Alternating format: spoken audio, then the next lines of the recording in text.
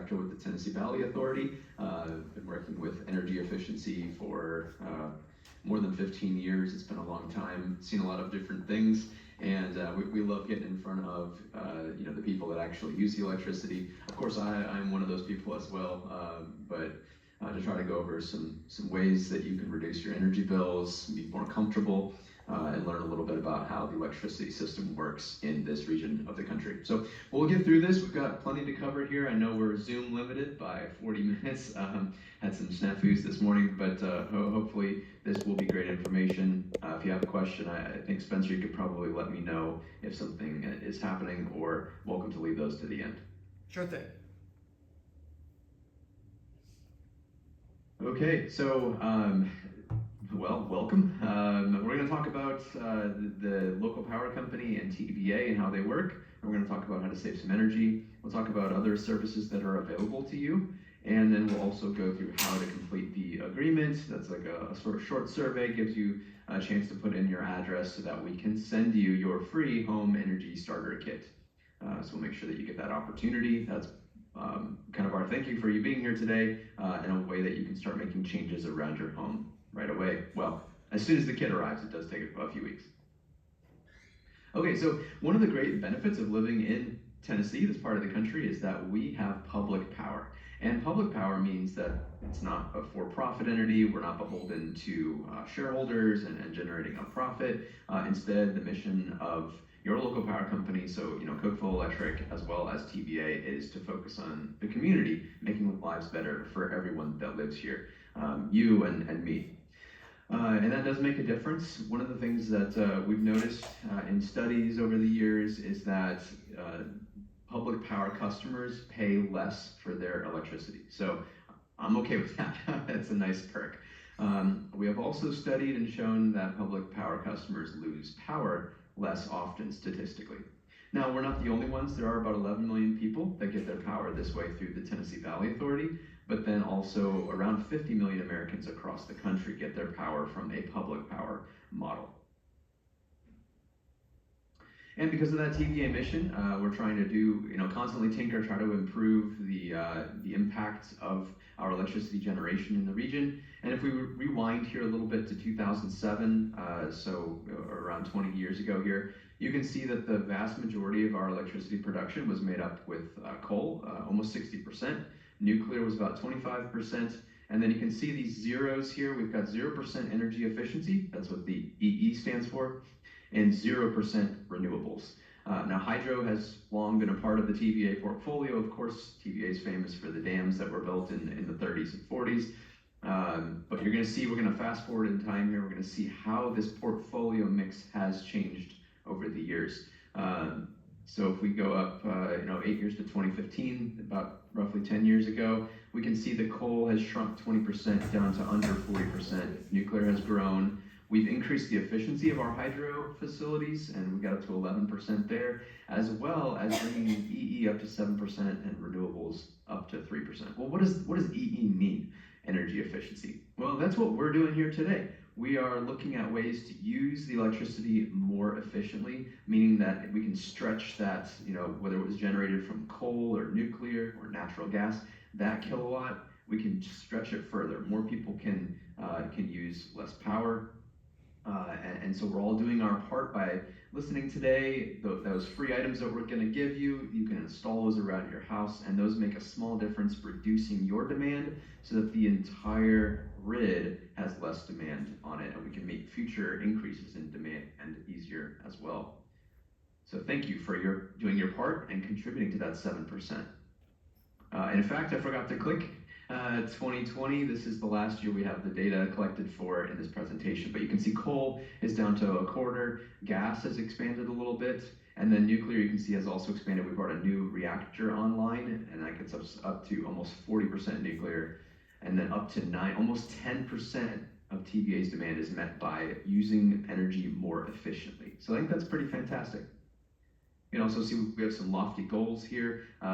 In 2021, we had a goal of reducing our carbon emissions by 63%. We met that goal. And then up ahead, about 10 years from now, an 80% reduction in carbon emissions, and we are on track for that as well. So some pretty cool things to see what's going on in the big picture here. Again, we're trying to make your life better, my life better, everybody that lives here in the Tennessee Valley, not focusing on profits, but rather on the people. So, TVA is generating this electricity, and we're going to show how that gets to you. So we generate electricity, like I said, from multiple different sources, and then we're going to step up the voltage on those and transmit that electricity long distances. These are the tall power lines that you see, transmission towers that are 150 feet tall, and they go thousands of miles. We're going to bring that power to your local power company. So that arrives at Cookeville Electric Department, and they're going to step down that electricity to a more usable level, which is then going to run to your home along your streets, your roads, delivering power to your homes, your businesses locally, churches, schools, local governments, buildings, things like that. So this is a really big system covering, I think it's 80,000 square miles, the TVA area, thousands and thousands of people working on this every day to make sure that when you plug something into the wall or you turn the light switch on, that the electricity is there for you. But of course, I did mention we have to do our part. We're trying to make that 10% part, the EE, energy efficiency, and we're going to talk about how to save energy. Now, I'm not sure if I can't see any of you, but maybe in the room that you can raise your hand if you've ever called your electric bill the light bill. And I don't know if you're able to, you can raise your hand there. Spencer, you're welcome to participate as well, but go ahead, raise your hand. You can look at each other if you've ever called it the light bill. And I've definitely done that before. But the next slide is going to maybe call that into question.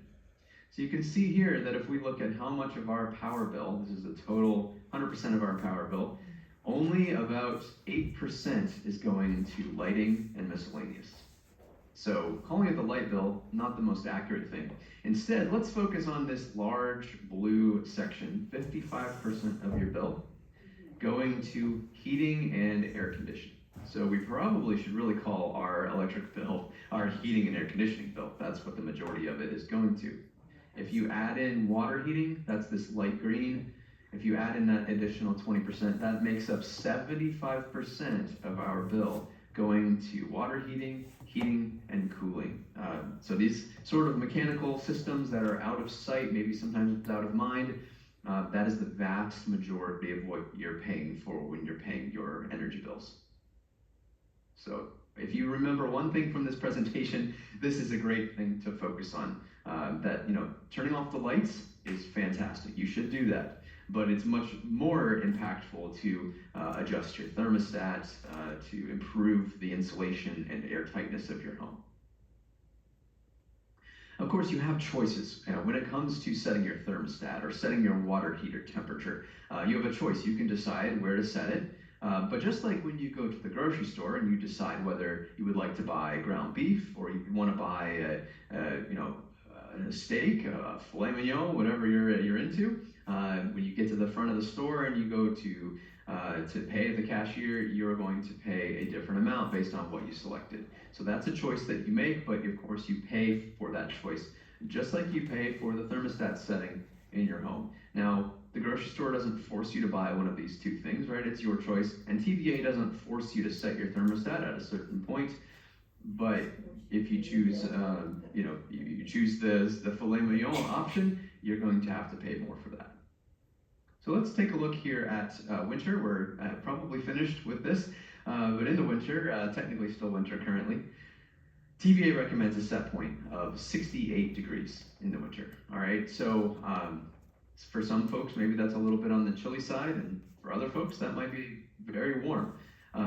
It just depends on a little bit of personal preference, but if you're choosing to be closer to 68 or 70 degrees, you're choosing the ground beef option. It's a little bit more affordable. If you're dialing that thermostat up to 74, maybe 76, you're buying the filet mignon, and we're able to say, with studying a lot of people's bills, that every 1 degree you turn the thermostat up, you're going to pay an additional approximately 3% more on your electric bill. So these choices, again, are yours. TVA doesn't stand next to you at the thermostat telling you what to do. We make a recommendation, but it's up to you to make that choice, but you will have to pay at the end of the month for the choice that you made. Now, of course, there's things you can do to feel more comfortable at 68 degrees without touching the thermostat. And normally maybe I would ask for some volunteers, but since I can't see you, I'll just talk at myself here. But one of the things that I love to do is to put on a pair of warm socks. And I think that makes all the difference. Some warm, cozy socks, maybe even some slippers can make you feel much warmer than that 68 degrees. Wearing your favorite sweater. Some people will even wear a hat inside in the winter. That's okay if that makes a difference. That could save you quite a bit of money. Other things you can do is maybe have a hot drink. You can also do some exercises in the morning to help you warm up if you're a little chilled when you wake up. Do some calisthenics, get your heart rate going. That certainly can increase how you feel, make you feel more warm. And if all else fails, take a step outside, maybe take the dog for a walk, walk to get the mail at the mailbox. And by the time you get back to come back inside, your 68 degrees is going to feel very warm compared to 45 or 35 or 20 or whatever it is outside. All right, let's jump ahead, fast forward to what is ahead for us very soon here, I think, summer. And in the summer, TVA recommends setting the thermostat to 78, so 10 degrees warmer. And this is sort of the opposite. So every degree that you set the thermostat colder than 78 degrees, you're going to pay approximately 3% more per degree. So therefore, if you're setting your thermostat to 78, 76 in that warmer range, you're having the ground beef. You've selected the more economical option. And if you dial the thermostat down and you want it to be 70 or 68, you might be paying 30% more for your electricity. But again, that's your choice. We're not forcing you to do that. Like we said, the electricity here is fairly economical. We do benefit from that public power model. But of course, you make the choice. Would you like to have the ground beef or the filet mignon? Some things you can do without touching the thermostat to feel more comfortable in the summer. Maybe the easiest is to grab a fan. So if you have air moving across your skin, studies have shown that makes you feel about 4 degrees Fahrenheit cooler. If you have your thermostat set on 78 and you set a fan in front of yourself, or an oscillating fan, a ceiling fan, you should feel about 74 degrees. It's sort of a trick of evaporation and sweat and things like that. But that's a great way to feel more comfortable. You can have a cold drink. A nice glass of ice water can do wonders. You can use the trick of going out to check your mail. If it's 95 degrees outside, when you get back in, that 78 is going to feel much more comfortable. And of course, we don't recommend doing calisthenics indoors in the summer because that will make you feel warmer. Any questions so far, Spencer? Any questions, guys? Nope, none so far. Where is everybody today? All right. I can't believe this. We'll keep moving on through then.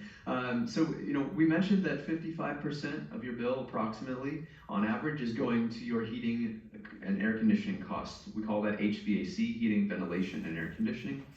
So here's a couple of principles that can help make sure that system is working as efficiently as possible. So we talked about adjusting the thermostat. Pick the ground beef if you can. That's great. Don't overcompensate. So when you turn on your heating and cooling system, or perhaps you had it at night in the winter turned down a little bit to sleep, you wake up in the morning and you want to turn it back up. Don't, if it's set to 65 and you want it to be 75, don't dial it all the way to 80, thinking that it's going to get to 75 any faster. It's not. It's going to go at the same rate. So go ahead and just set it to where you want it to be and let the thermostat do its work. Let your heating and cooling system get back up to that set point.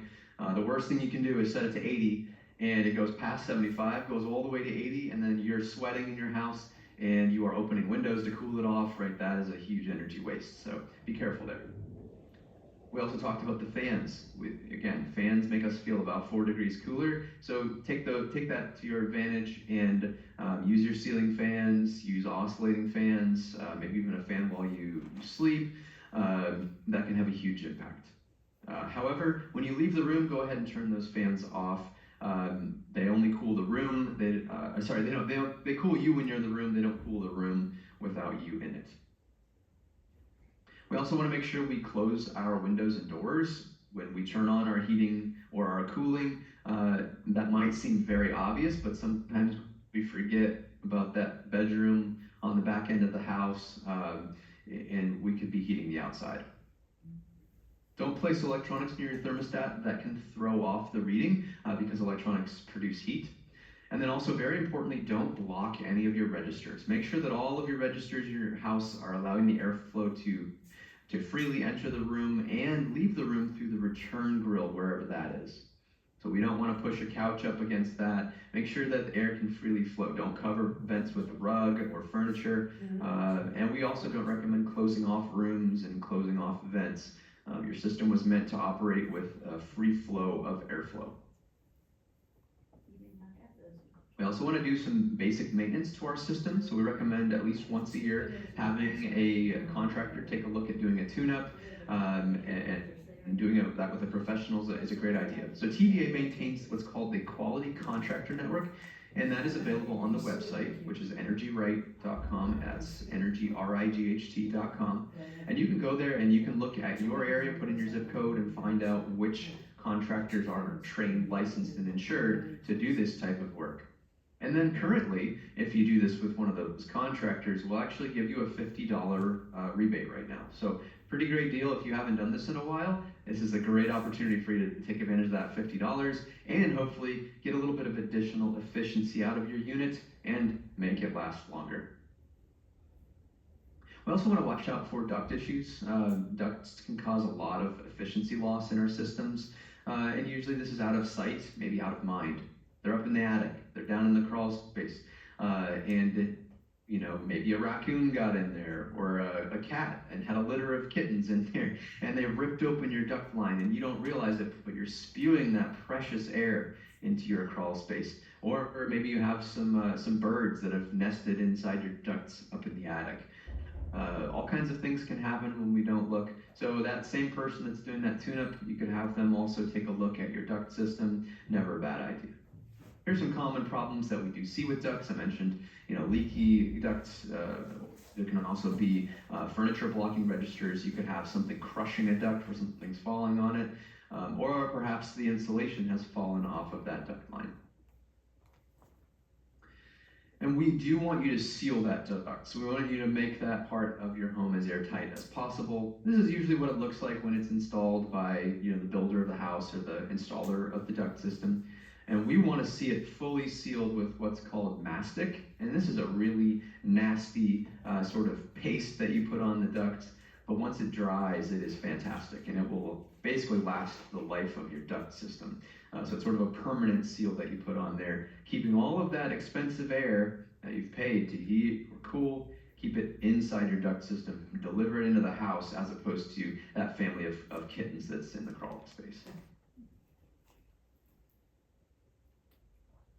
Now we'll talk a little bit about the way your house is designed here. So when you see that 55% going to your heating, ventilation, air conditioning system, what you're looking at is providing warmth or cooling and humidity control to the inside of your house. This cross-section can help you visualize this. So there's sort of two types of inside. The first, maybe the blue outline here on this cross-section, is where you keep the rain out.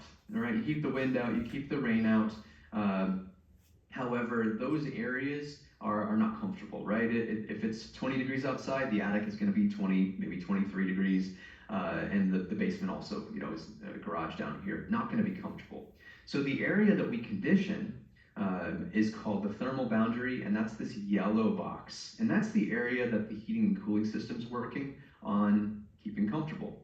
So we want to make sure that box, that outline of your home around the perimeter, is well insulated and is airtight. And we always think about insulation. Insulation is well known that it's necessary. Sometimes people forget about the air seal part. So let's talk about a few of those things. When you look in your crawl space, in your attic, and I've looked at many of them, you will often find these situations. So the electrician drilled the hole to put your electric together, and they don't typically patch this hole. Your plumber puts a drain line in and doesn't patch the hole around here.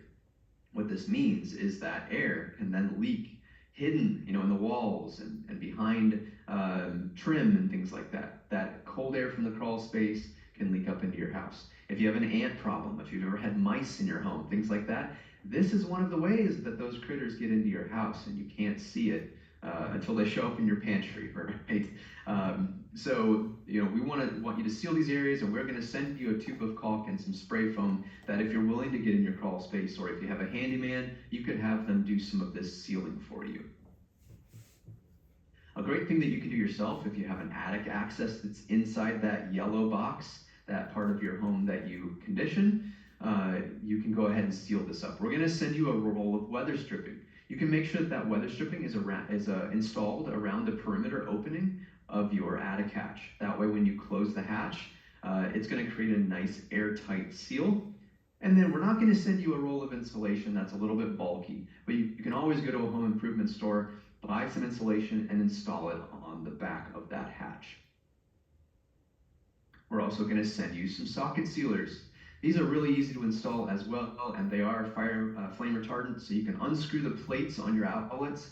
You install these foam gaskets underneath the plate and put the plate back on your exterior perimeter walls, and that will help keep air leaks down and make it a little bit more comfortable around those outlets. Now we are sending these with the kit.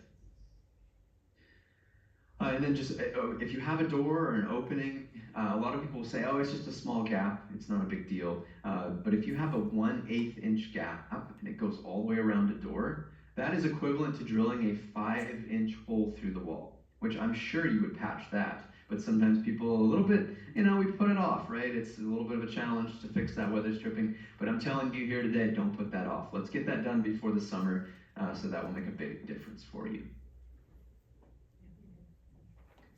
Okay, so we talked about the 55% of your bill that's going to heating and air conditioning. Let's talk about the 20% that makes up the rest of that 75% that's going to water heating.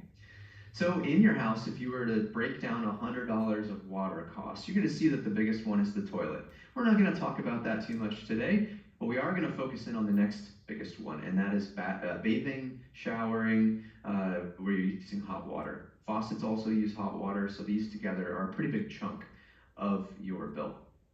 One other thing I want to point out, it doesn't usually have much to do with your energy costs, but it does have to do with your water bill. And that's if you have a leak, it is amazing how fast a leak can add up. If it's hot water, it's going to add up even faster. But if you have a running toilet, you have a drip, you got an outside spigot for a hose, and it's dripping, those leaks can average out to over 10% of your water costs. So highly recommend that you get that taken care of. We already talked about some tips, but let's fast forward to talking about showering.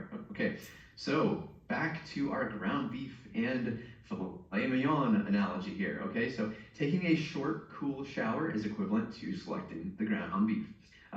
A longer shower, so over 10 minutes, we're going to call that our steak option. So again, you have a choice here. TVA is not going to jump in the shower with you and tell you how long to shower, but we are making a simple recommendation here. And that's to simply shower as short as you can manage.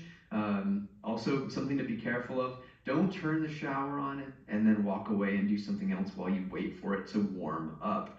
We're all guilty of this at one time or another, but usually it's a lot less time than you think. It might be 30 seconds, it might be 1 minute, but if you walk away for 5 minutes, you've just bought filet mignon, even if you get in there and just rinse off, right? So do your absolute best to not leave the room and be ready to get in the shower as soon as the water's acceptable to you. We also do recommend upgrading to a heat pump water heater. When it's time to replace your water heater, take a look at these new systems. They're 4 to 5 times as efficient as a traditional electric water heater. So you can gain a ton of savings right here. Again, when it's time to upgrade. Now, for any water heater, we recommend setting the temperature to 120 degrees. There's 2 reasons for that. One, to save energy. We think that's warm enough for you to bathe in, but not too warm. And we also want you to be cognizant of avoiding scalding risks. But don't set it below 120 degrees because then there could be a risk of growing nasties in your tank. There could be maybe bacteria or viruses that could survive. So we want you to see at least 120 degrees. But more than that, you're wasting energy and potentially creating a health and safety risk. And you can do that very easily if you have any type of thermometer. You can measure the temperature at your nearest sink, fill up a cup of, a coffee mug and check the temperature there. A meat thermometer is a great way to do that if you say, I don't have a thermometer. Of course, if you have, the type that you check for a fever, that also works great. I mentioned way back in the beginning here, 20 minutes ago, that, we recommend focusing on the heating and cooling system. That's not to say the lighting doesn't matter. So we highly recommend switching to LED bulbs. That's not only for your lamps inside your home, but for floodlights on the outside, porch lights, things like that. And these make a huge difference. They use 1/4 the energy as the old bulbs used to, and have really come a long way. So make sure that you're continuing to upgrade where appropriate. We've also seen over the many years our use of electronics explode. So you look back at the 70s, maybe we had 2-3 devices in our home that were electronics. And now in the 2020s, oh my gosh, and you can even notice there's some X3s on here, right? Because we don't maybe just have one phone, we have maybe 3 phones in the house. So this is just, it's off the chart. It's unbelievable the amount of electronics that we now have. And some of those electronics are offenders of phantom load. So phantom load is where you have an appliance, electronics, a charger plugged into the wall, and it's going to use electricity even if it's not on. So anything with a timer, saved settings, a clock, or a transformer, such as what we have pictured here for a cell phone. These use electricity all the time. It's sort of like a vampire or a phantom lurking in the background and siphoning off some of our power. And each individual item doesn't cost you a fortune, but it all does add up, and it makes a difference for the entire grid as well. Cell phones are the worst. They use the same amount of power whether you're charging a phone or it's just plugged into the wall. So I will tell you what works for me. You can make your own decisions, but I have found out that for me the best thing to do is I plug my 3-4 chargers into a power strip. And they're all ready to go. I can plug in a cell phone. I can plug in. Sometimes I charge my watch, or you have a Kindle, something like that. You charge it, but then you turn off the entire power strip when you leave for the day, and all those chargers are now not, they're no longer phantoms lurking there while you're gone all day or not using them. So that's my simple suggestion. We've also got a couple of other services we can offer you. We have a DIY home energy assessment. You can take that at energyright.com. Again, energyright.com. You can also sign up for an individualized on-site, in-person home energy evaluation, also on the website. That's where someone, one of my colleagues perhaps, comes out to your house and we will crawl in your crawl space and attic and we will tell you, we will take photos, show you exactly what needs to be done, what the highest priority upgrade would be for you. Because every house is different, every person is different. And hopefully today's been helpful, this home energy workshop. You've learned maybe 1 or 2 things. If you have an organization or somewhere else that you know of that you're involved in that might benefit from a workshop like this, please let us know. We'd be happy to try to accommodate that. We also mentioned that there's a quality contractor network member. So if you want to upgrade your heating and cooling system, you want to add insulation, maybe have somebody inspect and seal your duct system, go on that website and take a look, search for your nearby contractors. You can see their ratings, but they're all approved, licensed, insured. It's a great place to start. And I don't think Cookeville has financing available right now, but depending on your local power company, you may be able to take advantage of some great zero-down financing. Okay, the moment we've all been waiting for. I told you about this energy saving kit, and these products are available to you totally free. We're going to ship these right to your door or the address that you prefer. Comes with all kinds of great stuff: caulk, foam, weather stripping, a night light, window insulator kits, really great stuff, totally free, worth about $50 retail. So please make sure you go ahead and do this. The best way you can do that is is to scan this with your phone right now. You should be able to see this, or you can go to tinyurl.com/TBA kit and go ahead and fill this out. So you're gonna fill this out and it's gonna prompt us to ship you that kit that's yours for free. And we're not gonna spam you or anything like that. We're just gonna send you this kit. It's our thank you for you being here today. There's also a spot where you can let everybody know, let my boss know how I'm doing. Let them know if you have any suggestions, what you think of the workshop information. The only caveat here, we only are allowed to send one kit per household. So if there's 3 of you there and you all live in the same home, only one of you needs to fill the form out. And I think we've done this in time before Zoom cuts us off. We have a few minutes left. While you fill this form out, I'm happy to try to answer any questions that you might have. Any questions, guys? No, I think we're good. I don't think so. Yeah, it doesn't look like any questions, Rob. Okay, great. And Spencer, I think you may have had a couple extra paper copies too, if anybody is unable to get the QR code to work. Is anybody having any trouble? I tried. Oh God, I didn't use the Yeah. website. I definitely have some paper copies, so if you guys are interested and you can't get the QR code to work, Thank you. just I don't know follow how to me. do it. That's why I don't try. Well, I don't have a phone. Well, I do, but I don't know. But yeah, I got some paper copies for sure, Rob, so I'll give those to them before they leave. Okay, great. Yeah, and if you've never successfully gotten the QR code to work, the biggest thing that usually trips me up too, I forget, is that you gotta make sure you unlock your phone first and then you hold the camera up to it. If your phone is locked, it usually doesn't work. So unlock the phone and then use your camera to hold it up against the QR code. Or you can type that in here, the tinyurl.com/TBA kit. If you go there, it's the same place. So that's another option. But I appreciate you all being here today, for being part of that 9% of energy efficiency that we're working on. It does make a difference. So if you go home and you weatherize your attic hatch, you keep some of your hot or cold air leaking out of your house there at the top, you are contributing to this great public power model here. You're helping all of us keep our bills low. And so from TVA, from me, thank you for your attention. We appreciate it. And Spencer, thanks for hosting. Thank you. And Thank you. go ahead and let me know if you have any questions. I think we have 5 more minutes before we get cut off, but if nothing else, it's been great to see you all. Yeah, thank you, Rob. Thank you. Thank you so much.